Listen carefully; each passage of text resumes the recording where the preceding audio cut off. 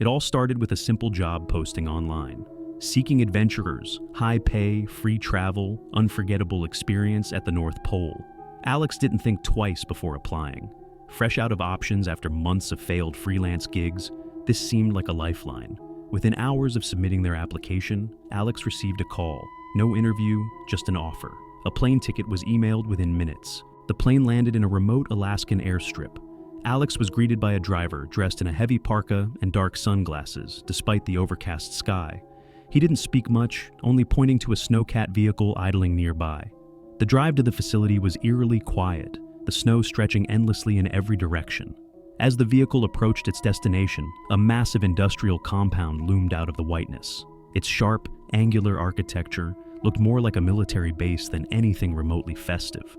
Inside, Alex was greeted by Mr. Crenshaw, the facility manager, whose pale, almost translucent skin gave the impression he rarely ventured outdoors. His voice was smooth but unsettling, his tone unwaveringly polite as he handed Alex a set of documents. "Sign these and you're officially part of the team," he said, his cold smile not quite reaching his eyes. The contract was dense with legal jargon, but Alex skimmed enough to understand the essentials: high pay, non-disclosure agreement, and an ominous clause about forfeiting liability for unusual events. Once signed, Alex was shown to their quarters, a sparse but warm room shared with a fellow worker, Clara, who seemed kind enough but unusually cautious. Clara avoided eye contact and kept her responses short. As Alex unpacked, she finally broke the silence. "You read the rules, right?" she asked. "What rules?" Clara sighed and pulled out a laminated sheet from the desk drawer. "Rules for all staff" was emblazoned across the top. The rules were peculiar. Do not leave your quarters after 10 p.m. Do not acknowledge or respond to any knocks on the door during the night. Ignore shadows that move where they shouldn't. Always wear your identification badge. The facility needs to know you belong. Never ask about the collector. Alex laughed nervously. "This is a joke, right? Some kind of team-building thing?" Clara didn't laugh. She simply stared at Alex, her face pale. "Break the rules, and you'll find out." The first day on the job was mundane but unsettling. Alex's task was to sort and categorize items delivered through an underground conveyor belt. The items were random: letters, toys, trinkets, and objects that didn't make sense for a North Pole operation. Some were burned, others unnervingly cold to the touch. Throughout the day, Alex noticed their coworkers whispering amongst themselves, their eyes darting to the shadowed corners of the room. Whenever Mr. Crenshaw entered, silence fell like a hammer. That night, Alex tried to shake off the growing unease. As he settled into bed, Clara sat rigidly at the edge of her mattress, staring at the door. "You'll hear it tonight," Clara whispered. "Hear what?" Alex asked. Clara didn't answer. She only muttered under her breath, "Just don't open the door." At 3:17 a.m., Alex woke up to the unmistakable sound of knocking. It was slow, deliberate, and impossibly loud against the steel door. "Alex," a voice whispered from the other side. "It's me. I need your help." It was Clara's voice. Alex shot upright, glancing at Clara's bed. She was still there, fast asleep, or pretending to be. The knock came again, followed by a low, guttural whisper. "Open the door!" Alex's breath hitched and their heart pounded. The rules flashed in their mind. Do not respond to knocks. But the voice sounded so convincing, so human. Alex's hand hovered near the doorknob. "Don't!" Clara hissed from her bed, her eyes wide with terror. Alex froze. The knocking stopped. The silence that followed was suffocating. Morning couldn't come soon enough, but as Alex stepped out of their quarters into the harsh, fluorescent-lit hallway, something felt wrong. The air was heavy, and the walls seemed closer than before. Clara brushed past Alex, whispering only one word: "Careful." The day's tasks resumed, but Alex's mind was clouded with questions. Who or what was knocking at their door? And why did it sound exactly like Clara? The facility felt different that morning. The fluorescent lights flickered more than usual, casting fleeting shadows that seemed to move when Alex wasn't looking. The air was colder, heavier, and the whispers among coworkers had grown louder. Furtive glances, half-finished sentences, and pointed stares whenever Alex came near. Alex's next assignment was in Sector 7, a part of the facility known for being off-limits to most workers. Clara's expression darkened when Alex mentioned it. "Sector 7?" she whispered. Don't ask questions while you're there. Just do the job and leave." Sector 7 was nothing like the rest of the facility. The temperature dropped significantly as Alex descended the spiral staircase into its depths. The air smelled faintly metallic, and the walls were lined with strange glowing runes that pulsed faintly, casting eerie shadows across the narrow hallways. Alex's task seemed straightforward: inventory the objects in a large, locked chamber. But upon entering, Alex froze. The chamber was massive, far larger than the facility's blueprints suggested. It was filled with shelves, each holding items that radiated unease: rusted tools, faded photographs, cracked snow globes, and countless other objects that seemed wrong in ways Alex couldn't explain. At the center of the room stood a pedestal holding a small wooden box. It was simple, unassuming, yet somehow commanded the room's attention. "Do not touch," read a sign beneath it in bold red letters. As Alex worked through the inventory, an object on the far shelf caught their eye. A crumpled letter addressed to Alexandra Harper, their full name. Heart pounding, Alex grabbed the letter and unfolded it. The handwriting was familiar, unmistakably their mother's. It read, "I hope this reaches you. If it does, please know I love you. I'm sorry for what happened. They told me you wouldn't come back, but if you find this, maybe there's still hope. Please." The rest of the letter was smeared with something dark and illegible, the words lost. "How?" Alex muttered, clutching the letter. Before he could process, a low, resonant hum filled the room. The runes on the walls flared to life, glowing brighter, and the air vibrated with a deep, otherworldly rhythm. The wooden box on the pedestal began to tremble. Alex backed away, the letter forgotten, as the lid of the box creaked open, releasing a dense black mist that slithered like a living thing. The mist began to swirl, forming vague shapes: faces, hands, something with sharp, gleaming teeth. A voice echoed through the chamber, low and guttural. "Who dares disturb us?" Alex's heart raced. He stumbled back toward the door, but found it locked. The mist surged toward them, whispering in 100 overlapping voices. "Why are you here? Why do you belong?" The ID badge hanging from Alex's neck glowed faintly, the runes on its surface sparking as the mist recoiled. The whispers grew angrier, louder, as the mist lashed at the badge but couldn't get closer. Then, a sharp knock echoed through the door. The door burst open, and Mr. Crenshaw strode in, his pale face set in a mask of fury. Without a word, he raised his hand, and the mist recoiled, retreating back into the box. The lid snapped shut with a deafening clang, and the runes dimmed. "You weren't supposed to be here," he hissed, grabbing Alex by the arm. His grip was ice cold. I wasn't," Alex stammered, but Crenshaw silenced them with a glare. "You've seen too much," he said, dragging Alex out of the chamber and slamming the door shut behind them. "I warned you, this place isn't for curiosity, it's for control." Back in their quarters, Alex confronted Clara. "What's in Sector 7?" Alex demanded. "And what the hell is that box?" Clara hesitated, her face pale. "You shouldn't have gone there. The box, it's where they keep the worst of it." "The worst of what?" Alex pressed. Clara's voice dropped to a whisper. "This place isn't just a facility. It's a vault. Those things, those items, they're relics. Cursed, haunted, whatever you want to call them. They hold power, and that power needs to be contained. That's why the rules exist, to keep everything in its place." That night, the knocking came again. This time, it wasn't a voice. It was laughter. Deep, guttural laughter that made Alex's blood run cold. The door handle rattled, and the shadows beneath it moved like liquid. Alex clutched the glowing badge, their mind racing with questions. But above all, one thought burned. What have I gotten myself into?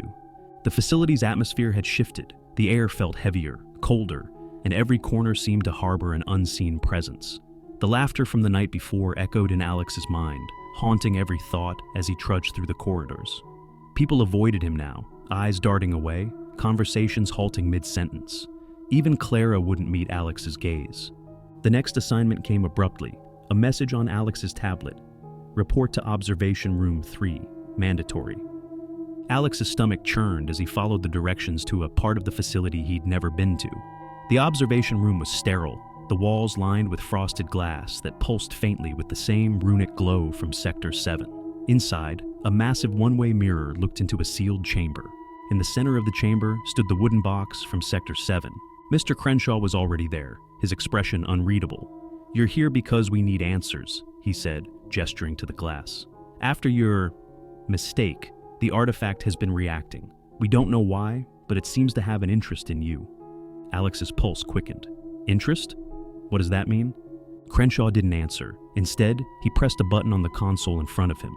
A low hum filled the room as the box's lid creaked open, releasing the same dark mist Alex had seen before. This time, the mist coalesced faster, forming shapes that pressed against the glass. Faces twisted in agony, mouths open in silent screams. The runes on the walls flared as if trying to contain the entity, but cracks began to spiderweb across the glass. "Why are you here?" The guttural voice boomed again, shaking the room. The mist's focus shifted, swirling and pressing harder against the glass in Alex's direction. Crenshaw snapped his fingers, and 2 guards appeared. "You're going in," he said coldly. "What?" Alex's voice broke. "You can't be serious. That thing, whatever it is—" "You've already made contact," Crenshaw interrupted, his tone devoid of emotion. "You're the only one it responds to. If we're going to contain it, we need to understand why." Before Alex could protest further, the guards forced him into the chamber. The door slammed shut, and the mist surged forward, stopping just inches away. It swirled around Alex, whispering in overlapping voices. "You belong to us!" The air grew thick, and Alex's chest tightened as if the room itself were closing in. The whispers turned into screams, fragments of words and images flashing in Alex's mind. Memories of their father's death, their mother's sadness, moments of loneliness and regret. The mist formed into a single towering figure with hollow eyes that bored into Alex. "You seek answers," it said, its voice a deep rumble, "but the truth will cost you everything." Alex staggered back, clutching the badge around their neck. The glowing runes on it flickered, dimming. "I didn't ask for this," Alex shouted. "I just needed a job." The figure leaned closer, its presence overwhelming. "And now, you are ours." The chamber's runes began to dim, and the mist's strength surged. The room shook violently, and the frosted glass behind Alex shattered. Crenshaw's voice barked through the intercom. "Abort containment! Shut it down!" But it was too late. The mist burst from the chamber, spilling into the observation room and beyond. Alarms blared as the facility's lights flickered and failed. Panic erupted in the halls, screams echoing as the mist engulfed everything in its path. Clara appeared at the shattered doorway, her face pale. "Alex, we have to get out of here!" she screamed. Alex hesitated, the mist swirling around them, but not attacking. It's not hurting me," Alex whispered, realizing the horrifying truth. "It's using me." Clara grabbed Alex's arm, pulling them toward the exit. "We don't have time for this." As they ran through the facility, chaos unfolded around them. The mist consumed people, pulling them into the darkness with horrifying screams. The runes lining the walls flared weakly before failing entirely, leaving nothing but darkness in their wake. They reached the surface just as the first rays of dawn broke over the horizon. Behind them, the facility shuddered, groaning like a wounded beast before collapsing into the ground, leaving only a gaping crater. Breathing heavily, Alex and Clara stared at the destruction. "What now?" Clara asked, her voice trembling. Alex held the badge, now blackened and lifeless. "I don't know," he said, their voice hollow, "but I don't think it's over." As the sun rose, a faint familiar hum began to resonate in the distance. Alex turned, dread pooling in their stomach. The mist was still moving, slithering toward the woods, disappearing into the shadows. The entity wasn't trapped, it was free. Alex and Clara stumbled out of the frozen facility into the biting Arctic wind, their breaths visible in the frigid air. Behind them, the research station burned, a silent, eerie blaze illuminating the endless expanse of snow and ice. Clara collapsed to her knees, staring back at the facility. The orange glow flickered in her wide, tear-filled eyes. "They're all gone," Clara whispered, her voice breaking. "Everyone. Crenshaw, the others. Gone." Alex stood frozen, staring at the distant horizon, his mind swirling with guilt and disbelief. The black mist had torn through the station with an almost deliberate cruelty, sparing no one but them and Clara. The memory of its whispered promises and cryptic threats echoed in Alex's mind. "You will lead the way." Alex clenched their fists, the weight of responsibility settling like ice in their chest. "It's my fault," he muttered. "I should have never opened that box." Clara turned sharply, her face a mix of fury and desperation. "You didn't open it alone, Alex. Crenshaw knew what was in there. He knew, and he pushed you into it." "But I went along with it," Alex snapped, their voice cracking under the strain. I didn't stop him. I should have. Clara cut them off. Stop. Blaming yourself doesn't bring them back. What matters now is stopping that thing, whatever it is. Silence stretched between them, broken only by the distant crackling of the flames. The mist was gone, dissipated into the endless Arctic night, but its presence lingered. Alex could feel it, like a shadow stretching over the edge of their mind. He looked to Clara, who met their gaze with weary determination. "What if we can't stop it?" Alex asked, their voice trembling. "What if it's too late?" Clara hesitated, her breath catching. Then she stood, brushing snow off her knees. "Then we do whatever it takes to try. We owe them that much." They trudged through the snow, heading toward the emergency supply shelter a mile away. The storm was picking up, the wind howling like an unseen predator circling its prey. Clara gripped Alex's arm, steadying them as they stumbled over uneven terrain. Both knew the danger of staying out in the open for too long. The Arctic wouldn't need a supernatural force to claim their lives. "Do you feel it?" Clara asked, her voice barely audible over the wind. Alex hesitated, then nodded. "It's watching, waiting. I don't know how, but it is." Clara tightened her grip on Alex's arm. "Then we keep moving." When they reached the emergency shelter, Clara quickly began setting up the radio to call for help. Alex paced the small space, their eyes darting to the shadows that seemed to stretch and shift with a life of their own. As Clara worked, Alex spotted a journal on the shelf, a dusty, forgotten logbook from previous expeditions. They flipped through it, their heart racing as they found entries describing similar events. Whispers in the wind, shadows that moved without cause, and a black mist that devoured everything in its path. "This isn't the first time," Alex said, their voice hollow.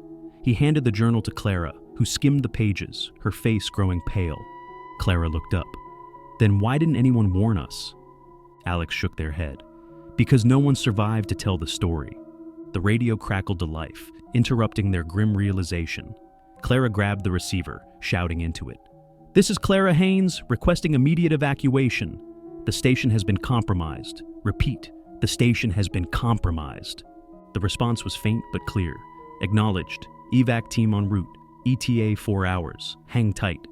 Clara slumped back against the wall, relief and dread mingling in her expression. 4 hours, she said. "We just have to make it 4 hours." Alex stared at the swirling snow outside the small window, their chests tightening. What if 4 hours is too long? The faint hum of the wind outside deepened into something darker, a low, resonant vibration that seemed to come from everywhere and nowhere. Clara's eyes widened as frost began to creep up the inside of the window pane. "It's here," Alex whispered, their voice trembling. "It found us." The shelter's walls groaned as the low vibration grew louder, the frost spreading like veins across the interior. The temperature plummeted, and Alex and Clara huddled together, their breath visible in quick, panicked bursts. The dim light inside flickered, casting erratic shadows that danced across the walls. Clara grabbed Alex's arm, her grip tight enough to hurt. "We can't stay here. It'll tear this place apart." Alex nodded, his heart pounding in their ears. "We can't outrun it either. We need to fight it." "Fight that?"